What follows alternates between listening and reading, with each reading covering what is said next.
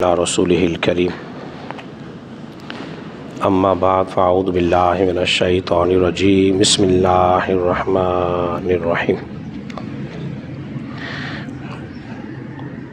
क़ालू अतजअलु फ़ीहा मन युफ़सिदु फ़ीहा व यस्फ़िकु दिमा व नहनु नुसब्बिहु बिहम्दिका व नुक़द्दिसु लक क़ाल इन्नी अअलमु मा ला तअलमून सदक़ल्लाहुल अज़ीम।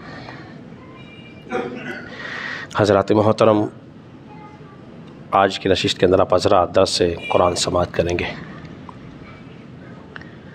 और दर्स कुरान के सिलसिले में आज जो हमारा सबक है वो 29 है, सबक नंबर, और सूरह बकरा की आयत नंबर जो है वो 30 है।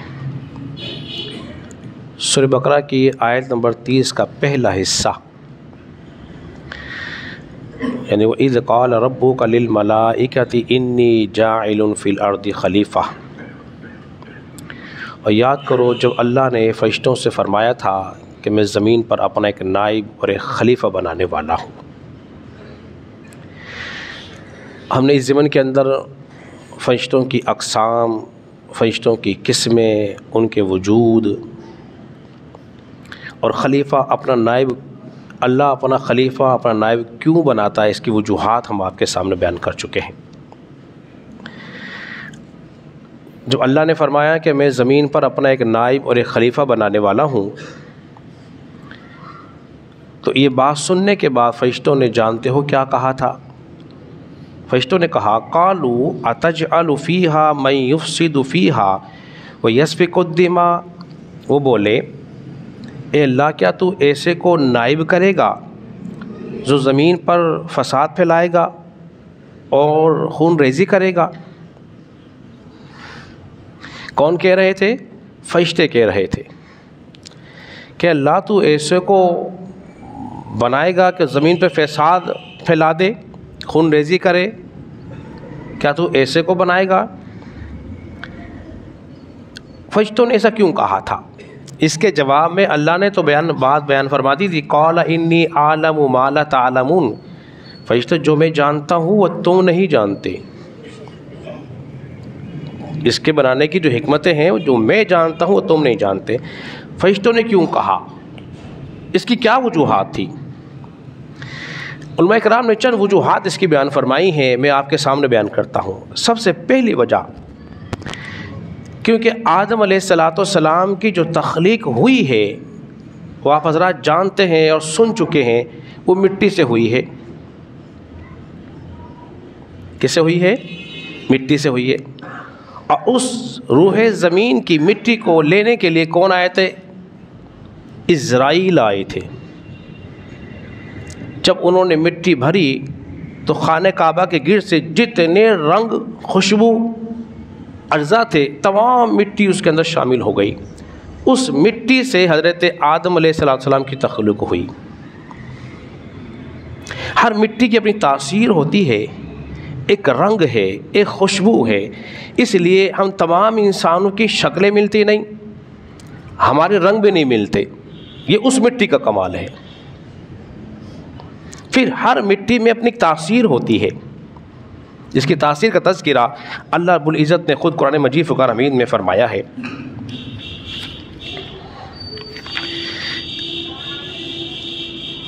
ये सूरह रहमान है। अल्लाह ने शाह फरमाया ख़लक़ल इंसाना मिन सलसालिन कल फ़ख़्ख़ार, और हमने इंसान को बजती हुई मिट्टी से पैदा किया है। और सूरह साफ़ात के अंदर है इन्ना खलक़नाहु मिन तीनिल लाज़िब, हमने इंसान को चिपकती हुई मिट्टी से पैदा किया है। ये सूरह हजर है।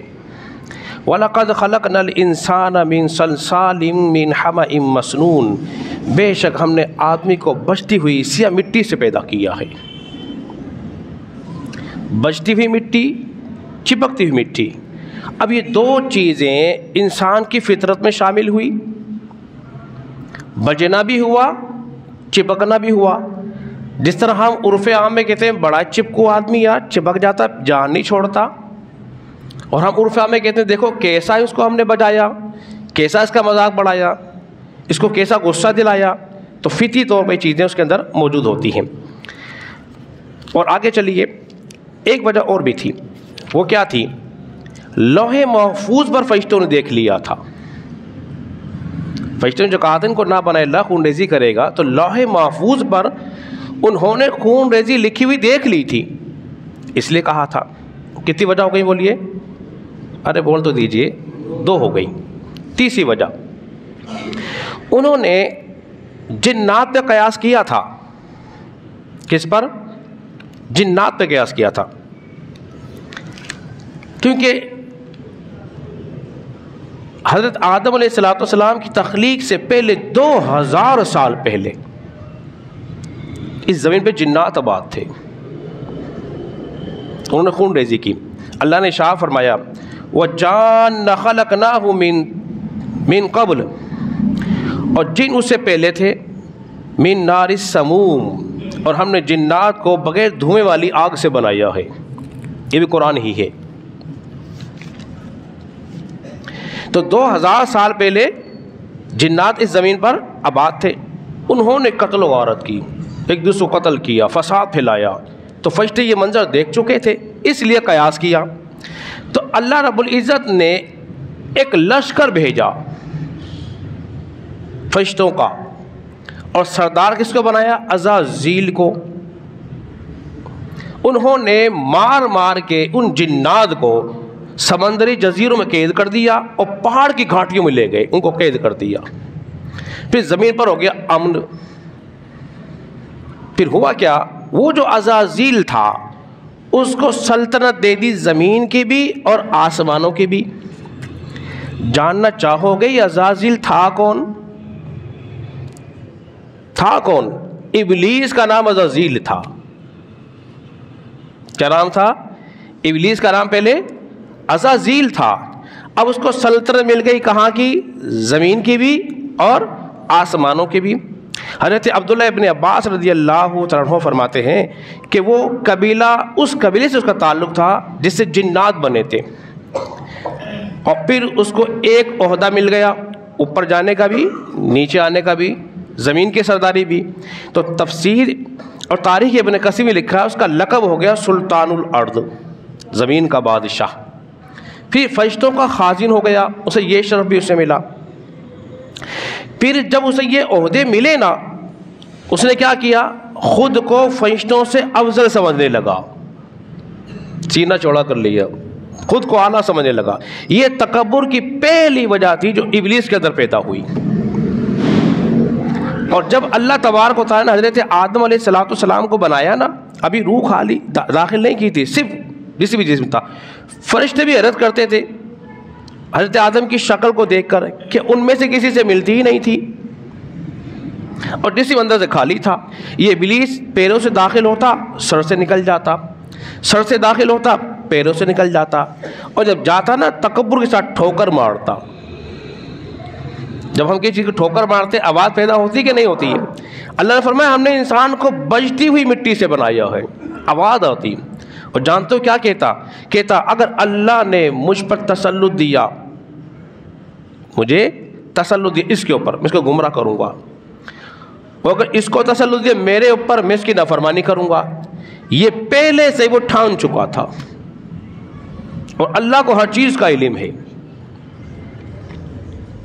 और ये उन फरिश्तों के साथ रहने लगा जिनके 4 पाँव और 4 बाजू थे, उनके साथ रहने लगा। तो फरिश्तों ने जब ये जिन्नात की खूनरेजी देखी ना, उस पर कयास कर लिया और कहा अल्लाह उसको बनाएगा, ज़मीन पर खूनरेजी करेगा। अब चौथी वजह क्या थी उसकी भी सुन लीजिए। तो फरिश्ते कहना ये चाह रहे थे इशारतन, अगली जो बात अभी आ रही है उसमें बयान करता हूँ। इंसान में चूँकि शहवत है, गुस्सा है, नफ्स है, हसद है, बुग़्ज़ है, ज़बानें हैं, आँखें हैं, कान हैं, ये सब चीज़ें हैं।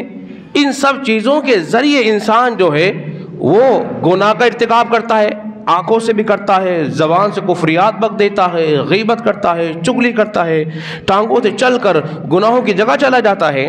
तो वो समझ रहे थे कि ये तो फिर खूनरेज़ी करेगा।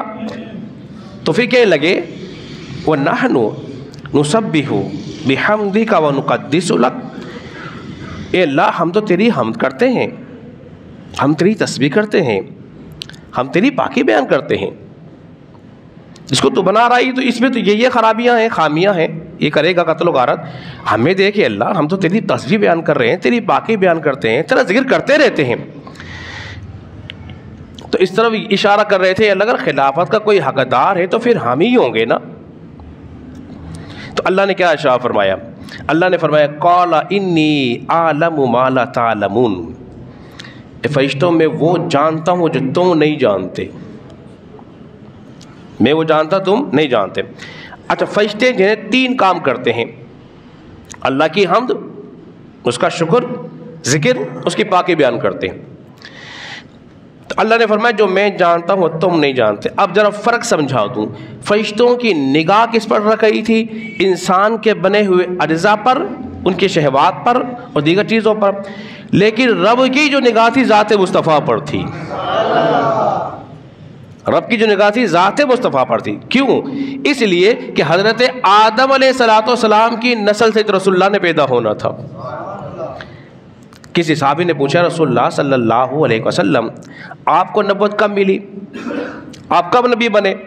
आपने फरमाया काला आदम बैन रूही वल जसद, मैं तो उस वक्त भी नबी था जब आदम अलैहिस्सलाम रूह और जिस्म के दरमियान थे। अब इनका खाका भी मुकम्मल नहीं हुआ था, जिसमें रूह भी नहीं आई थी। अल्लाह ने मुझे उस वक्त भी नबूवत दे दी थी। अब देखिए आखिर लम्हात हमारे दरस कुरान के हज़रत गिरामी, अब फरिश्तों में फ़र्क और इंसान फ़र्क बता देता हूँ, फिर अपनी गुफ्तगू ख़त्म करता हूँ। फरिश्ते कामिल हैं, कामिल आबिद हैं, लेकिन इंसान जो है वो कामिल आलिम है। एक फ़र्क ये, फरिश्तों का जो ताल्लुक़ है वो फिर आलम अरवाह से है, इंसान का ताल्लुक़ आलम अरवाह और आलम जिस्म से है, रूह माल जिस्म है।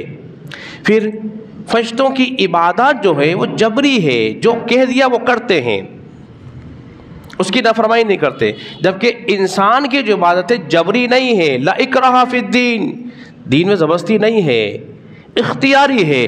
बंदा करेगा तो रब उससे खुश होगा। समझ बात आपके। और चौथा फ़र्क क्या है कि फरिश्तों तुम तो गुनाहों से पाक हो और मेरी सिफ्त है सत्तार और गफ़ार। अगर ये इंसान को ना बनाता तो अंसार अल्लाह तबारक व तआला की सिफ्त गफ़ारी किस पे ज़ाहिर होती? बंदों से ज़ाहिर हुई कि जब बंदे होंगे गुनाह करेंगे, रोते पीटते हुए आएंगे, मुझे पुकारेंगे, मैं उनके गुनाहों को माफ़ फरमा दूंगा। एक ये। फिर फरिश्तों की इबादत में एक फरिश्ते की जमात ऐसी जो रुकू करते हैं, एक जमात ऐसी जो क़याम करते हैं, एक ऐसी है कि जो तस्बीह पढ़ रहे हैं, एक सजदे में है, क़याम में है। लेकिन अल्लाह ने इंसान की इबादत में तमाम इबादत को जमा कर दिया है। फिर तुम्हें शहवात नहीं, तुम्हें शहवात नहीं, लेकिन मैंने बंदों में शहवत भी रखी है, गुनाह भी और दीगर चीज़ें भी हैं। तुम्हें तो गुनाह से रोकने की कोई चीज़ नहीं, इनके पास तो हज़ारों चीज़ें हैं, मगर ये हज़ारों चीज़ों को ठुकरा कर फिर भी मेरी बंदगी करेंगे। तो ये फरिश्तों का हज़रत। अब आखिरी बात और अपनी गुफ्तगू ख़त्म। सवाल ये करते हैं बाद लोग, नौजवान ने सवाल किया, मुझे बताइए अल्लाह ने दुनिया क्यों बनाई? खैर के लिए बनाई या शर के लिए बनाई? ज़रा मुझे बताइए आप। है जी, खैर के लिए, भलाई के लिए, ठीक है ना? तो अब मुझे सच बताइएगा, भलाई ज़्यादा हो रही है कि शर ज़्यादा हो रहा है? तो फिर तो मकसद फौत हो गया, फिर तो दुनिया बनाने का मकसद ही बोलिए बेकार हो गया ना। तो किसी चीज़ की ज़्यादती होने से कोई चीज़ बेकार नहीं हो जाती, मकसद पूरा होना चाहिए। मिसाल के तौर पर आपने दूध लिया बहुत सारा, दही जमाई, उसको बेलना शुरू किया, कितना दूध था, मक्खन कितना निकला? अरे बोलिए तो थोड़ा सा। उससे इंसान की ज़रूरत पूरी हो गई, ग़िज़ा पूरी हो गई, चाहत वो पूरी हो गई, मेहमान खुश हुआ। तो बिल्कुल इसी तरह अगर इस सारी कायनात में कुछ लोग ऐसे हैं जो रब की बंदगी करने वाले हैं तो दुनिया बनाने का मकसद पूरा हो गया है। इसे रब फरमा रहा है, इन्नी आलमु मा ला तालमून, फरिश्तों जो मैं जानता हूँ वो तुम नहीं जानते। अल्लाह रब्बुल इज़्ज़त की बारगाह में दुआ है, अल्लाह समझने अमल पैरा होने की तौफीक अता फरमाए।